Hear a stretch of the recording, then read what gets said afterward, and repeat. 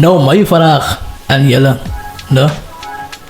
Hoekom hecht zo waarde aan mensopinies als je weet wat je waarheid is of als je Ons is mens, met gevoelens, my dog, verstaan je?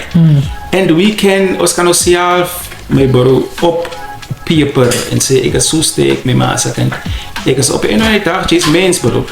Ek weet, ek en Lots is parasa, mas hier opstaan en praat nonsens van my, by Lots, wat die waarheid is.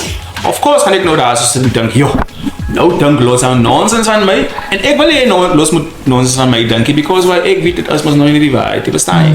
And we are just human, my maas, en op een of andere dag, as het my dat ding van, jy moet laat jou emotions die beste van jou dinge sien. As jy weet wat truth is, you won't react. Unlearn realness. Wanneer jy waste energy. Ja, en dat is wat ek is so oor my energie. En dat is wat ek sê, miskien, verstaan, accept, as ek maar 'n keer